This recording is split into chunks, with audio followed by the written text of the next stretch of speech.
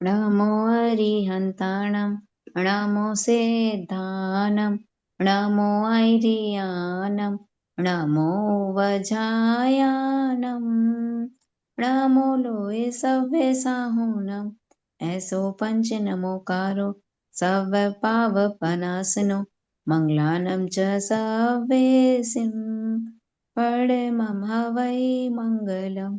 बोलो नमोकार महामंत्र की जय। ओम श्री आदिनाथाय नमः। काव्य नंबर 43।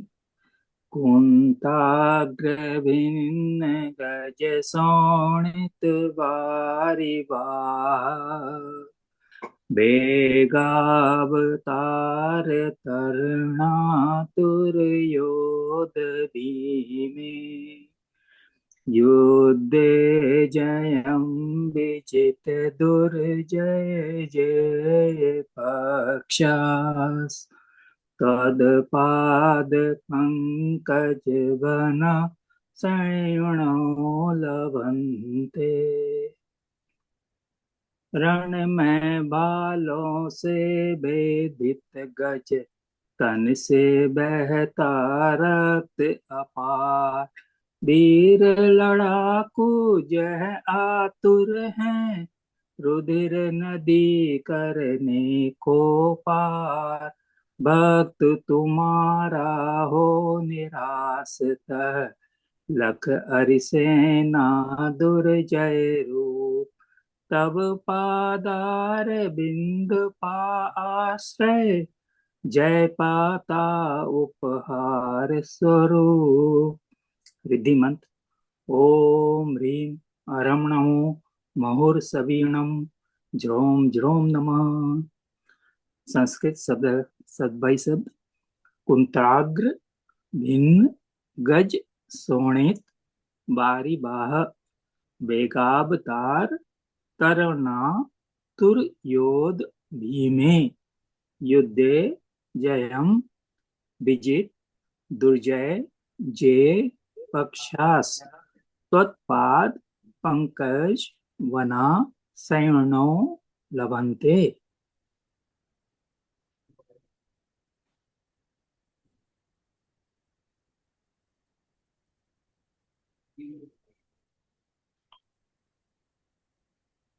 काव्य नंबर 43 यानी काव्य नंबर 43। यह क्या करता है? निराशा से आशा की तरफ लेकर जाने वाला ही है काव्य। जब भी जीवन में निराशा आ जाए, अंधकार छा जाए, तो निराशा से आशा की ओर ये लेकर जाएगा। अस्त्र और शस्त्र दोनों को यह प्रभावहीन कर देता है। इस काव्य में इतनी ज्यादा पावर है, कैसे कर देंगे? और यह इस काव्य को सिद्ध करने के लिए हमें क्या करना है? सफेद कपड़े पहनने हैं, सफेद आसन, सफेद माला, आप स्फटिक की माला भी ले सकते हैं, और दीपक जलाकर पूर्व मुखी आपका मुख होना चाहिए। कम से कम 9 बार रिद्धि मंत्र पढ़ना है और 108 9 बार श्लोक पढ़ना है और 108 बार रिद्धि मंत्र को पढ़ना चाहिए। इस काव्य की महिमा ऐसी बताई जाती है, हमारे आचार्यों ने बताया है कि शत्रु युद्ध में अपने शस्त्र भी नीचे डाल देता है। अगर हम इस काव्य का वाचन करते हैं किसी शत्रु के सामने, तो वह उठाया हुआ जो शस्त्र है वह भी वह नीचे डाल देता है। अगर एक बहुत किसी व्यक्ति को बहुत डर लगता है, छोटी छोटी सी बातों में डर लगता है, या वो समझता है कि मैं बाहर जाऊंगा मेरा कहीं झगड़ा ना हो जाए, मेरा कोई एक्सीडेंट ना हो जाए, मेरे से किसी की लड़ाई ना हो जाए, कोई भी तरह का भय हो उसको कि मम्मी मेरे को बाहर जाने में डर लगता है, बच्चा हो या बड़ा, तो आप 21 बार रिद्धि मंत्र को पढ़कर वह जल उस व्यक्ति को पिला दीजिए। यह सर्व प्रकार से सारे भय को अपनी लाइफ से खत्म कर। उस पानी को सिप सिप करके पीना है कि जैसे आपको फील आना चाहिए कि उसकी एनर्जी आपको आ रही है। ऐसा भी कहा जाता है कि अगर कोई युद्ध हो भी गया तो इस काव्य की महिमा इतनी ज्यादा है कि उस व्यक्ति को चोटें नहीं लगती। युद्ध अगर हो भी गया तो अस्त्रों शस्त्रों से उसको चोटें नहीं आई। यह सर्वव्याधि विनाशक है, ऐसा इस काव्य के बारे में कहा। ठीक है, अब हम छोटे छोटे से चीजों को समझते हैं कि और हम इन चीजों में क्या कर सकते हैं। आपकी लाइफ में शांति नहीं है, नेगेटिविटी बहुत है, या डिप्रेशन है, एंजाइटी है, घबराहट बहुत रहती है, डिप्रेशन में रहते हैं, तब आप क्या करेंगे? आप माँ आदि लक्ष्मी का चित्र निकालेंगे, पिक्चर लेंगे, माँ आदि लक्ष्मी।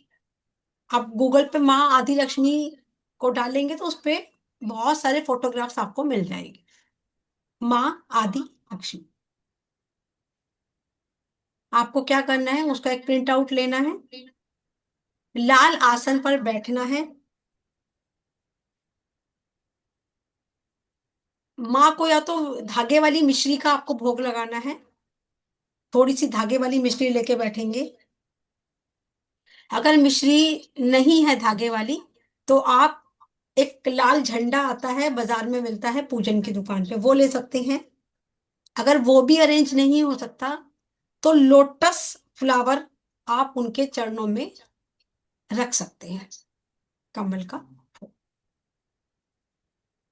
आपको इसमें जो डायरेक्शन है उसका ध्यान रखना है, नॉर्थ या साउथ में आपको बैठना है। या तो आप नॉर्थ की डायरेक्शन में बैठेंगे या साउथ की डायरेक्शन में बैठेंगे, और इस मंत्र को चैंट करेंगे, ओम श्री आदि लक्ष्मी नमः। ओम श्री आदि लक्ष्मी नमः। श्री नहीं मैंने बोला है, श्री बोला है, श्री पर बिंदी मत लगाइएगा। ओम श्री, क्योंकि अगर आप बिंदी लगा दोगे तो श्रीम बन जाएगा। तो ओम श्री आदि लक्ष्मी, आधा श भी आएगा और आधा माँ भी आएगा, आदि लक्ष्मी नमः। इसकी एक माला, 3 माला, 5 माला अपनी सुविधा अनुसार आप कर सकते हैं। थोड़ा सा जल एक कटोरी में लेके बैठेंगे और उस जल को सारे घर में छिड़केंगे। तो जो भी चीजें मैंने आपको बताई हैं इससे आपको थोड़े टाइम के बाद राहत मिलने लगेगी। 21 दिन के बाद आप मेरे को रिजल्ट बताएंगे कि मैंने ये किया था और मेरा ये रिजल्ट आया है, अगर कोई करता है तो यहाँ पर हम एक चीज और लेते हैं कि शांति कब खत्म होती है। जैसे हमने बोला कि शांति, शांति तब भी खत्म होती है जब घर में कलह होती है, कलह पति पत्नी के बीच में। अगर पति पत्नी के बीच में कलह होगी तो शांति आंटी वहां से चली जाएगी, वो कहती है मुझे यहाँ पे नहीं रहना। ठीक है ना? तो क्या करना है हम कि झगड़ा ही ना हो। मंगलवार को आप क्या करोगे? मंगलवार के दिन लाल कपड़ा लोगे, कॉटन का, कॉटन का कपड़ा लेना है, इस चीज का ध्यान रखें। और उसमें एक मुट्ठी हरी सौंफ बांधकर गद्दे के नीचे रख देंगे जहां पर आप सोते हैं। आप देखेंगे धीरे धीरे आप लोगों का नेगेटिविटी या एंजाइटी कहाँ पर आती है, या कहाँ पर आती है? जहां बुरी नजर लग जाती है। ठीक है ना? अब बुरी नजर है, हमें पता है कि हमारे ऊपर किसी ने बुरी नजर लगाई है, तो आप क्या करोगे वो भी लिख लीजिएगा। 5 काली मिर्च लेनी है आपको, 5 इलायची लेनी है, 5 फूल वाली लौंग लेनी है। इन तीनों चीजों को या तो आप चांदी की डिब्बी में रखोगे, अगर चांदी की डिब्बी नहीं है तो किसी प्लास्टिक के पाउच में रख देंगे।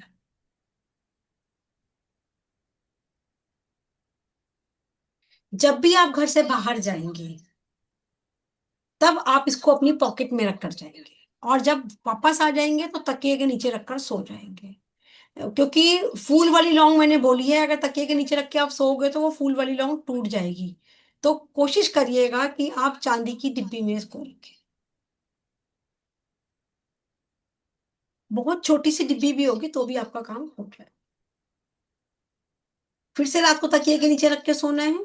ऐसा हमें 3 महीने तक करना है।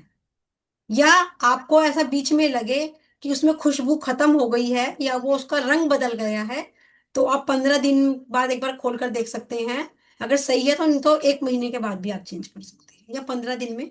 वो डिपेंड करता है कि आपके ओरा में वो कितने दिन तक सुरक्षित रहती है, उसका कलर कब तक नहीं बदल। वो रंग बदलेगा तो फिर आपको उसे चेंज करना है। यह स्टार्ट करना है आपने फ्राइडे से, शुक्ल पक्ष के किसी भी फ्राइडे से आप ये स्टार्ट कर सकते हैं। एक नेगेटिविटी का मैं और उपाय बता रही हूँ आपको, इसमें से जो भी आपको ठीक लगे आप कर सकते हो। नेगेटिविटी है, नेगेटिविटी भी दूर होगी, और डिप्रेशन में अगर व्यक्ति कोई परिवार में डिप्रेशन में है तो वो भी दूर होगा। नीम के पत्ते लेने हैं थोड़े से, उसको 1 लीटर पानी में वो उबाल लोगे। अच्छे से उबाले, जब आपको लगे कि उसमें कलर भी आ गया, खुशबू भी नीम की आ गई, तो उसमें उसको आप बंद करके गैस को, उस पानी को ठंडा कर लोगे, नॉर्मल कर लोगे, और उसमें गुलाब जल मिला दोगे। ठंडा होने के बाद आपने गुलाब जल मिलाना। और जो व्यक्ति डिप्रेशन में है या जब बहुत ज्यादा नेगेटिव थॉट्स जिसको आ रहे हैं, आप उसके बेड पर छिड़किए, या उसके कमरे में भी आप छिड़क सकते हैं। बेड पर तो आपको छिड़कना ही है, थोड़ा सा स्प्रे करना है, पूरा बेड गीला नहीं करना। 1 बार 2 बार छोटा थोड़ा सा स्प्रे कर दिया, और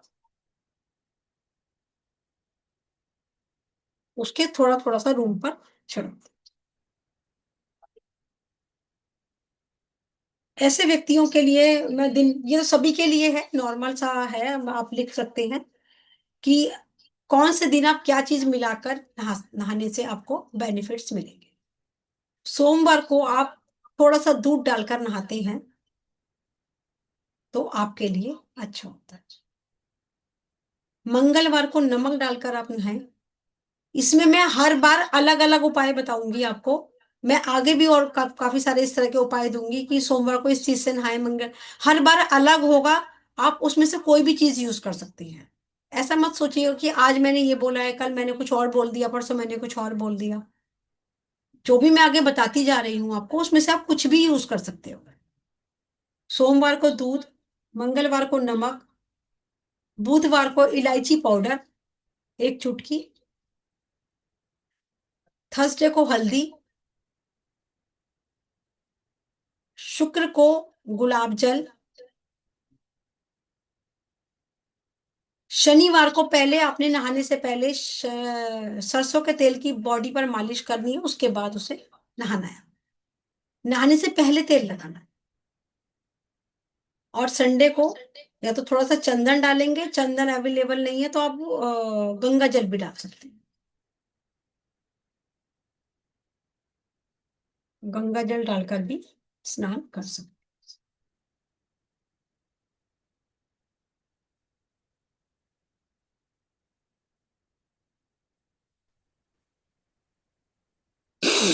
ओम नमः सिद्धेभ्यः।